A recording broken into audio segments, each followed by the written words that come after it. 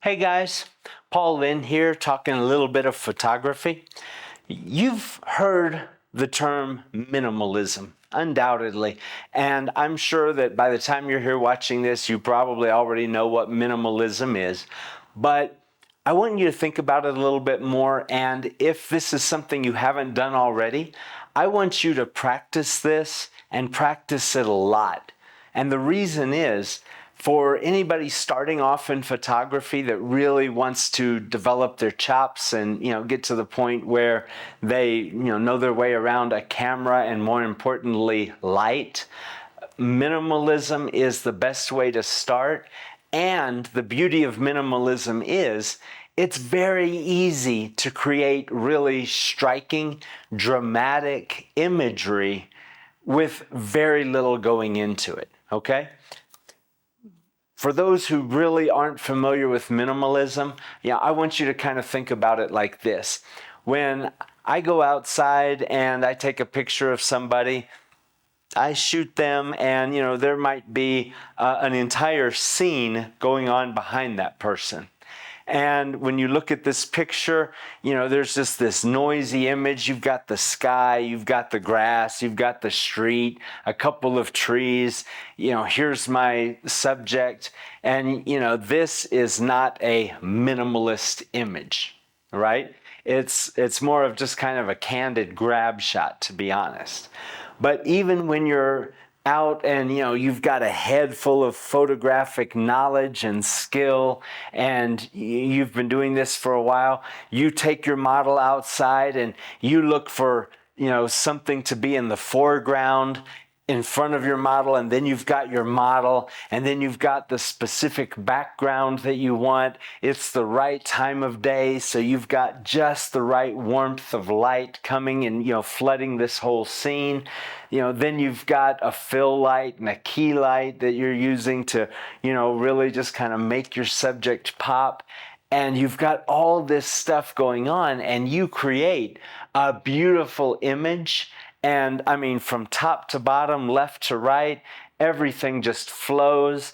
Everything draws your eye right to the model.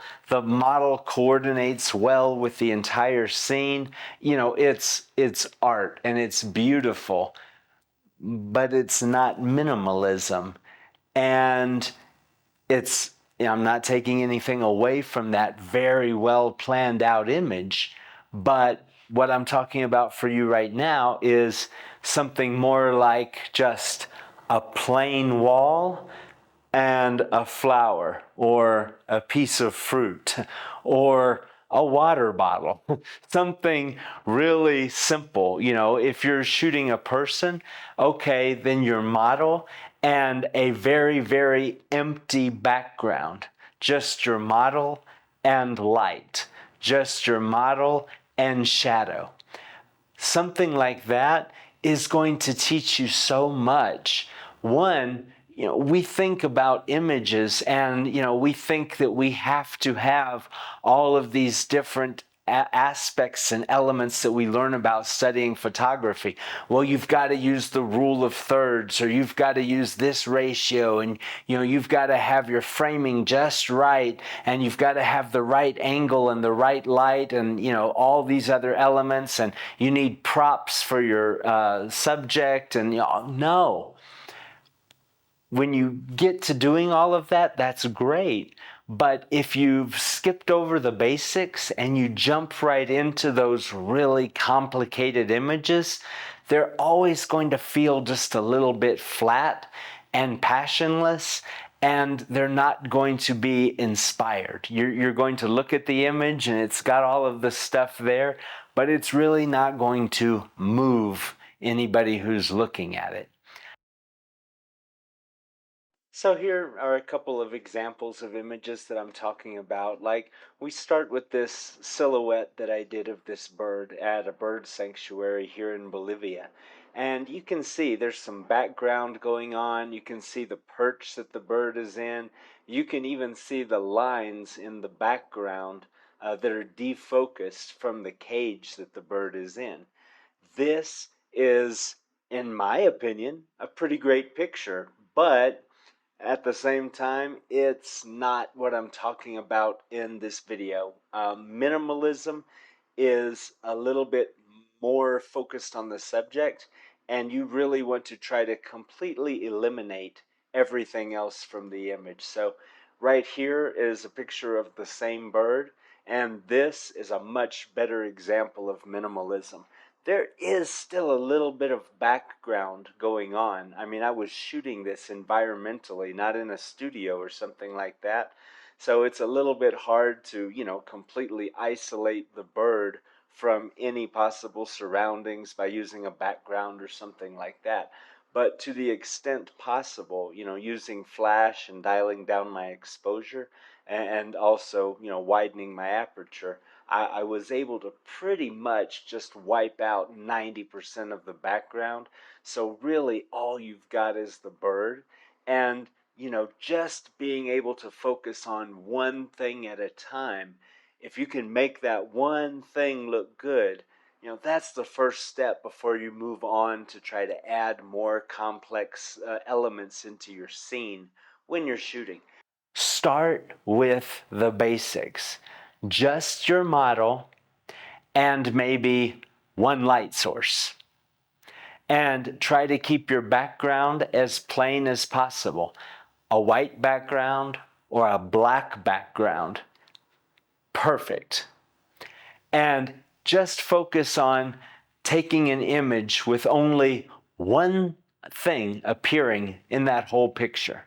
So maybe that is a person, maybe that is a pet, again, maybe it's a plant, or, it doesn't have to be something that we traditionally associate with beauty and art. You have a camera, maybe you have a lens you're not shooting with. Reach over and just grab that lens and study that lens and look at that lens and hold that lens up in the light and, imagine, anytime you've ever seen a picture of a camera lens, well, it was always from the side or it was standing up this way. Okay, great. Can you give me a new angle on that lens? Can you show it to me in a way that's going to be more compelling and more interesting? Can you show me some part of that lens that I never get to see? And, can you tell me something new about it? And can you do so where that lens is the only thing in the image? It's the only thing I can see. I can't help but look at that.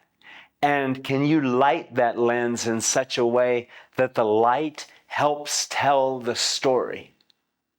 I know it sounds a little silly telling a story about a camera lens, right? But stop and think about this now. As a photographer, if you can tell a story about something as simple as a camera lens, as something as uninteresting as a little chunk of plastic, metal, and glass, how much easier is it going to be to tell a story about a person or a place or an animal or a landmark? Do you see what I'm saying? Here's my second and final example, and this is just a perfume bottle that I found around the house, and I'm just making an example of. And I threw it down on top of a sweater, and you can see I've got a specular light in the background. I've got the actual sweater that this is on, giving it a little bit of texture and some shape on the ground instead of it just sitting on a flat surface. And this is a perfectly saleable image. It looks fine, but at the same time, it's not minimalist. This is a little bit better of a job of minimalism. Not that minimalism should always be the goal, but it's just what I'm trying to illustrate in this lesson. You can still see some texture creeping through on the bottom. When I shot this, I really wasn't aiming for minimalism. I did want there to be a little tiny bit of something else hinting in the background, but only enough to flavor the image and not enough to take anything away from the subject.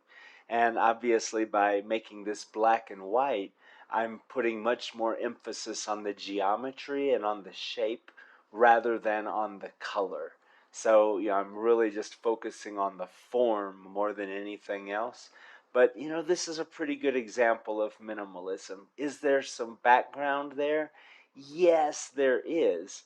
But it's so mitigated and it's so, subdued that it's not going to take anything away from my subject. If you can learn to find the interesting elements in the most mundane and common things, that puts you well on your way to really understanding what you're doing behind a camera and knowing how to create images that people are going to want to see.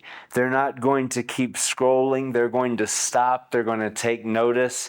And they're going to say, wow, I haven't seen this thing or this person quite like this before. Seriously, work on minimalism, okay? Spend some time taking those kind of pictures that really are just a subject with nothing else in them, and take the time to explore that subject from different angles and with different light.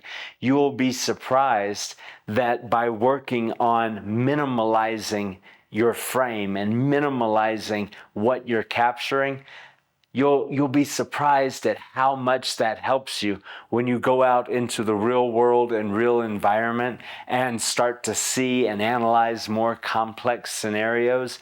It really will change the way you shoot. That's it. That's what I've got for you today. You've heard me say it before, but if you like it, subscribe to it. There's more stuff to come, and you're probably not going to want to miss it. So thanks for watching. Take care. I'll see you next time.